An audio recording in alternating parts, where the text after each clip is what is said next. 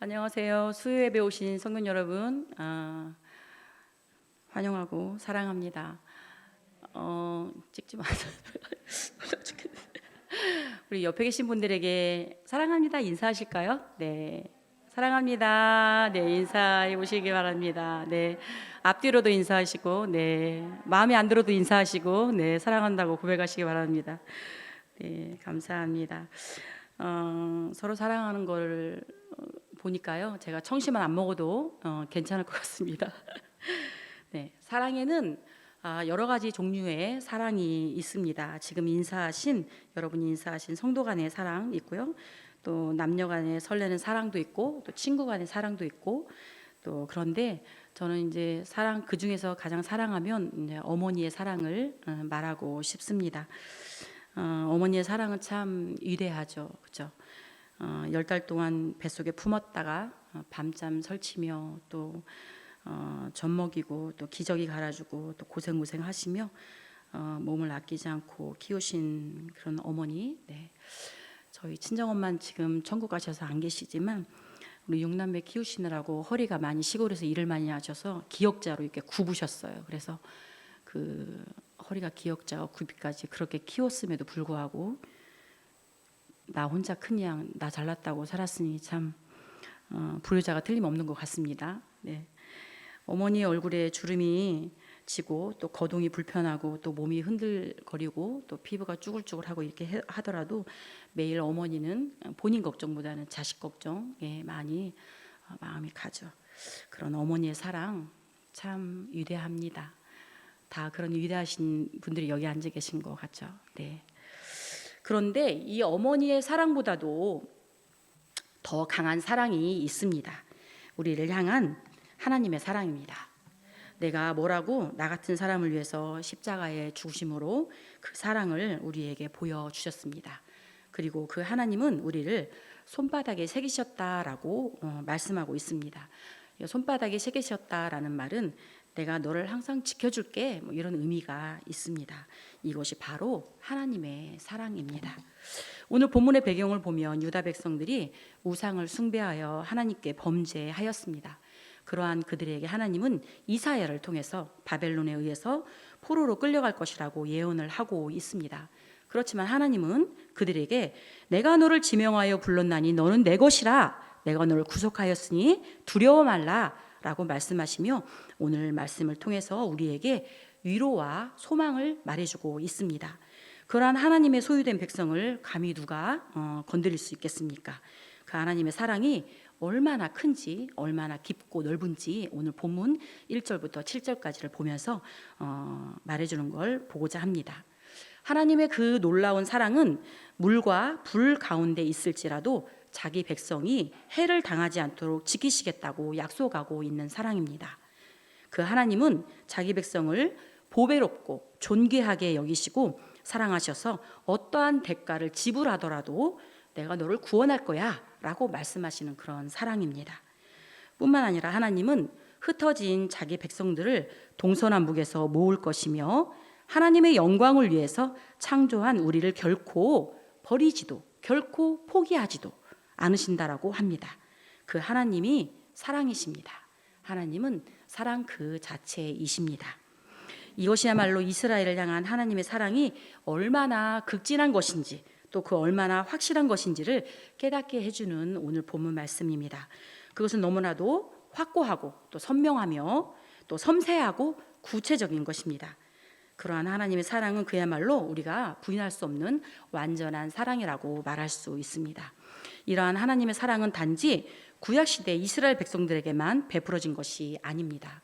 오늘 살아가는 신약시대 성도들 역시 받아 누리고 있으며 우리 성도님들도 그 사랑을 확실하게 구체적인 증거를 가지고 삶 속에서 살아가고 있는 것을 발견하실 겁니다.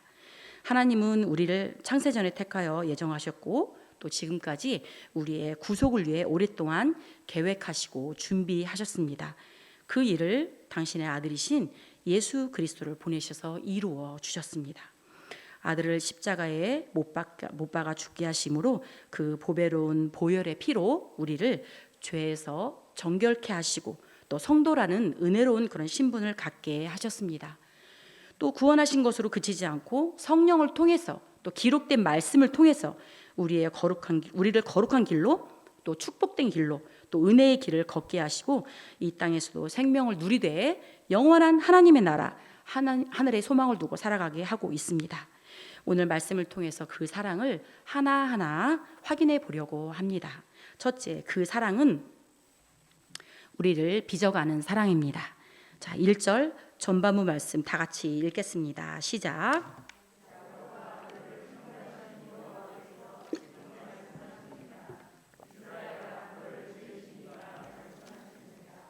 아멘.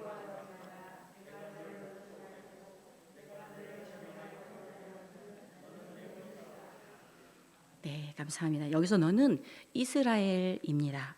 이스라엘은 철저히 하나님의 주권적인 선택에 의해서 형성되었음을 나타냅니다.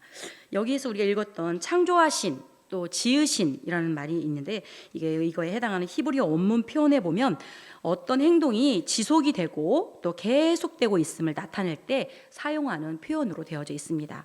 따라서 본문은 하나님께서 지금도 야곱으로 불리며 이스라엘이라 칭함을 받는 이스라엘 백성들을 구체적인 목적하에 지속적으로 조성하고 계심을 나타낸 것이라 할 수 있습니다. 이러한 본문의 표현은 이제 계속 뒤에 이어지는 두려워하지 말라 이런 그 말의 전제가 된다고 할 수 있습니다. 포로 상태에 있는 이스라엘 백성들은 보이지 않는 그런 미래에 대한 크나큰 두려움과 불안감에 힘들었을 것입니다.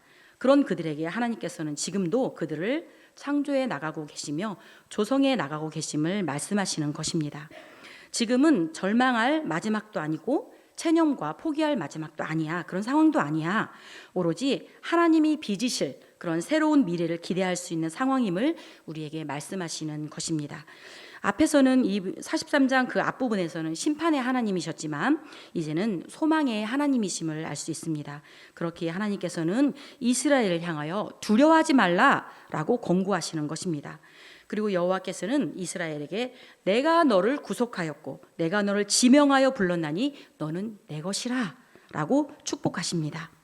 사랑하는 여러분, 이 말씀은 오늘날 그리스도의 대속의 은혜를 통해서 하나님의 백성으로 세움을 입은 우리들, 하나님의 새로운 피조물로 빚음받은 우리 성도들의 삶과 관련해서도 대단히 중요한 말씀입니다. 우리의 그런 부족한 점들, 또 연약한 부분들, 또 새로워져야 하고 또 온전하게 빚어져야 할 그런 부분들이 있으며 이로 인해서 우리는 성령 안에서 새롭게 지음을 받아야만 합니다. 이 과정에서 마치 바벨론에 포로된 이스라엘이 처한 상황처럼 우리의 삶에도 절망적인 상황 또 낙심되는 그런 상황이 우리에게 펼쳐질 수 있습니다.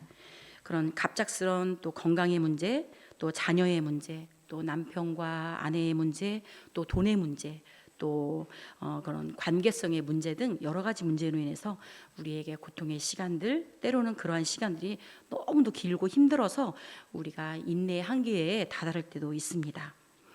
하나님은 그 모든 상황 중에서도 우리를 향하여 절망하지 말라고, 낙담하지 말라고 외치고 계시는데 그 사랑을 기억하면 좋겠습니다. 그 모든 것이 그리스도 안에서 온전하게 나를 빚어가기 위한 과정이라 생각해 봅니다. 욥기 23장 8절부터 10절 말씀인데요. 다 같이 읽어보겠습니다. 시작. 내가 앞으로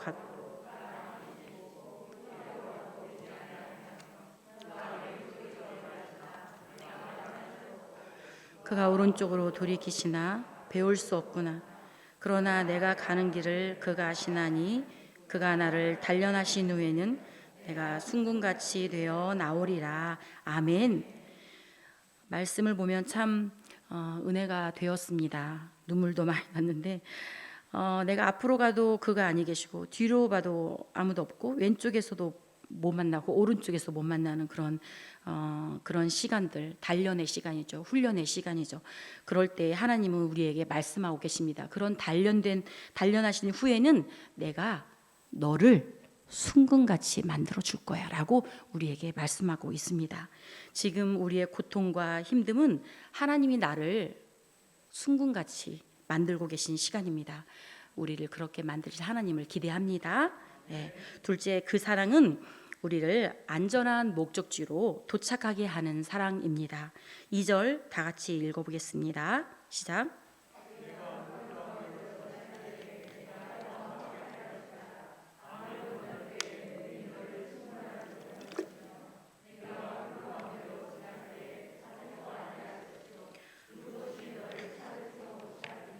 아멘. 이는 이스라엘이 애굽을 탈출하여 약속의 땅 가나안으로 갈 때 하나님의 보호하심을 염두에 둔 표현입니다. 바벨론 포로에서 해방이 되어서 본토로 돌아갈 이스라엘 백성들을 하나님께서 또한 안전하게 보호하실 것임을 우리에게 약속해 주신 것입니다. 고난을 많이 받은 민족이 유대인이죠. 여기서 물, 강, 불, 이것은 하나님의 백성들이 겪는 여러 가지 고난을 의미하는 상징적 표현이라 할 수 있습니다. 그런데 이런 것들이 이스라엘 자손들이 가나안으로 들어갈 때 경험했던 그런 홍해, 요단강, 불타는 광야를 연상케 합니다. 이스라엘 자손들은 애굽의 노예 생활에서 벗어나긴 했지만 바로 가나안의 행복이 주어진 것은 아닙니다. 그들은 가나안 땅에 들어가기 전에 수많은 시련을 많이 만났죠. 홍해라는 난관을 만나게 되었고 또 불타는 광야가 그들을 기다리고 있었고 가나안에 다 이르러서는 요단강이 그들을 가로막았습니다.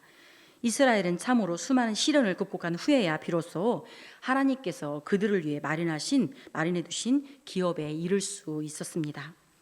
하나님께서 그들과 함께 하심으로 말미암아 수많은 어려움과 시련을 극복하고 가나안에 이른 것처럼 바벨론에서 해방된 이스라엘도 하나님의 절대 보호를 받으며 그들의 고향으로 돌아갈 수 있었습니다. 하나님의 구속으로 말미암아 자녀가 된 우리들, 구원의 생명을 노리는 많은 위험 요소들이 우리 삶 속에 도사리고 있죠. 그러나 기억하시면 좋겠습니다. 마태복음 28장에 우리 임마누엘의 하나님이 우리와 세상 끝날까지 함께 하실 것을 약속해 주셨습니다.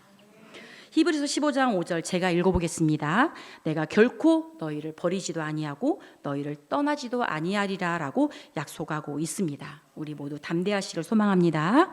네, 세 번째, 그 사랑은 엄청난 대가를 치르신 사랑입니다. 3절 다 같이 읽어보겠습니다. 시작.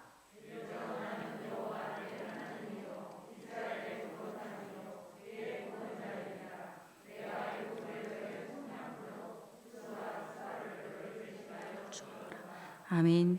이는 하나님께서 이스라엘을 바벨론에서 구속하기 위하여 치르신 대가에 대하여 말씀하신 것입니다. 즉 이 말은 바사왕 고레스가 바벨론을 멸망시켜서 이스라엘을 해방시켜 주었으므로 하나님께서 그 대가로 애굽과 구스와 스바에 이르는 넓은 땅을 그들에게 주셨다는 그런 뜻입니다. 일반적으로 애굽이라고 하면 나일강을 이렇게 쭉 그었을 때 요 밑에 있는 애굽을 이야기합니다. 그런데 구스와 스바는 그 위에 있거든요. 그래서 이제 여기서 이야기하는 건 나중에는 후대에는 이제 밑에 있는 것과 위에 있는 것이 하나로 통합되어서 이제 애굽이 되지만 굳이 이사야가 애굽도 얘기하고 구스도 얘기하고 스바도 얘기하고 왜 그렇게 굳이 이야기를 했을까? 그것은 하나님이 이스라엘 백성들을 구속하기 위해서 그 치르신 대가가 엄청 매우 대단히 컸다라고 표현하기 위해서 그렇게 표현한 것입니다. 지도상의 이스라엘은 이만하죠. 그죠? 세계지도 보시죠? 네, 이만하죠. 그런데 애굽은 엄청 이렇게 커요.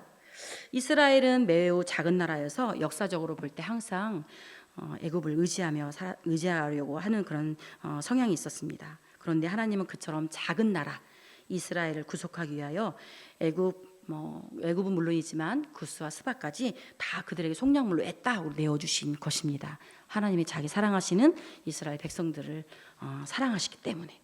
성도 여러분, 이스라엘을 구속하기 위하여서 애굽은 물론이지만 구스와 스바까지 속량물로 내어주신 그 하나님께서 오늘날 우리와 같이 보잘것없는 그런 자들을 구속하기 위하여서 상상하기조차 어려운 대가 그 치르셨다는 것을 알고 계실까요? 그 속량물이 무엇인지 아십니까? 빙고 누구셨죠? 네. 빙고 이렇게 하면 안 되는데. 네. 처음 설교할 때 제가 이렇게 했더니 하지 말라고. 네. 까먹었습니다. 애들하고 상대하다 보니까 죄송합니다. 바로 우리 주 예수 그리스도이십니다. 예수 그리스도가 누구입니까? 그는 본래 성자 하나님이시죠. 하나님과 동등한 영광을 가지신 분이십니다. 그분은 만물을 지으신 이요 우리의 주가 되시죠. 우리를 죄에서 구속하여 당신의 소유로 삼으시기 위하여 하나님은 그러한 성자 하나님 예수 그리스도를 속량물로 우리에게 내어주신 것입니다. 우리를 향한 하나님의 사랑이 너무 대단하죠. 네, 도대체 우리가 무엇이기에 하나님은 그와 같이 엄청난 대가를 우리에게 치르셔야만 했을까요? 우리를 죄에서 자유롭게 하였고 또 하나님의 택한 백성, 왕 같은 제사장, 거룩한 나라, 그의 소유된 백성으로 백성이 되게 하셨습니다. 그런 고귀한 희생을 감수하시면서 이루어낸 그런 은혜로운 구원을 결코 우리는 잊어서는 아니 됩니다. 소중하게 여기며 그의 희생에 합당한 삶을 살기에 노력하고 힘쓰는 저희들이 되기를 소망합니다. 베드로전서 1장 18절 19절 말씀, 자, 다 같이 읽어보겠습니다. 시작.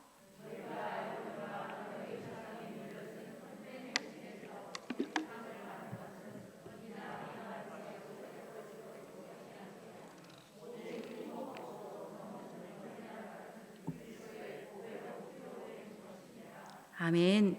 어린 양 같은 그리스도의 보배로운 피, 그 보배로운 피 잊을 수 없습니다. 네, 마지막입니다. 그 사랑은 존재의 이유를 알게 하신 사랑입니다. 7절 말씀입니다. 다 같이 읽어보겠습니다. 시작. 내 이름으로 불려지는 모든 자 곧 내가 영광을 위하여 창조한 자를 오게 하라. 그가 내가 부셨고 그를 내가 만들었느니라. 아멘. 이 말씀은 직접적으로는 하나님께서 애굽과 구스와 스바를 속량물로 내어주면서까지 이스라엘을 바벨론의 포로에서 도대체 왜 구속하신지에 대해서 그 이유를 보여주는 그런 말씀이라고 할 수 있습니다. 내 이름으로 불려지는 모든 자, 이스라엘 백성들을 말하죠. 네, 또 세상 가운데 하나님께서 당신의 이름을 두신 모든 백성들, 곧 하나님의 백성들을 지칭합니다. 하나님께서는 그들을 오게 하라고 명하십니다. 이것은 바벨론 포로에서 돌아오게 하는 것, 곧 포로된 상태, 또 징계의 자리에서 우리를 구원하는 것을 의미합니다. 그래서 우리의 구원자 되신, 궁극적으로 얘기하면 신약의 예수 그리스도를 보여주는 말씀이기도 합니다. 그를 내가 지었고 그를 내가 만들었느니라. 하나님의 백성들이 본래 창조의 목적, 존재의 목적을 잃어버렸으나 하나님의 구원을 통해 그 존재의 이유를 발견하고 그 목적에 부합된 삶, 하나님의 영광을 드러내는 삶을 살도록 이끄실 것임을 나타내는 것이라 할 수 있습니다. 하나님께서 사람을 창조하신 목적은 내 영광을 위하여, 즉 하나님의 영광을 드러내고 그 영광스러움을 소리 높여 찬양하는 데 있는 것입니다. 이것이 참으로 사람이 지음받은 목적이며 우리가 존재하는 이유입니다. 시편 100편은 이렇게 말합니다. 시작. 기쁨으로 여호와를 섬기며 노래하면서 그의 앞에 나아갈지어다.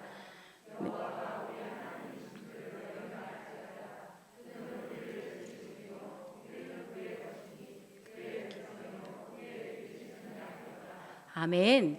에베소서 1장 5절 6절도 한번 보도록 하겠습니다. 시작. 그 기쁘신 뜻대로 우리를 예정하사 예수 그리스도로 말미암아 자기의 아들들이 되게 하셨으니 이는 그가 사랑하시는 자 우리에게 거저 주시는 바 그의 은혜의 영광을 찬송하게 하려는 것이라. 아멘.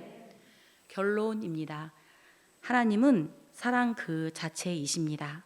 네. 여러분 하나님 사랑하시죠? 네, 저도 하나님 사랑합니다. 하나님은 우리를 사랑하신다고 성경 여러 곳에 말씀하고 계신데요. 요한일서 4장 16절 한번 보도록 하겠습니다. 시작. 하나님이 우리를 사랑하시는 사랑을 우리가 알고 믿었노니 하나님은 사랑이시라. 사랑 안에 거하는 자는 하나님 안에 거하고 하나님도 그의 안에 거하시느니라. 아멘. 하나님은 사랑이십니다. 예, 로마서 5장 8절도 한번 보실까요? 우리가 아직 죄인 되었을 때에 예수 그리스도의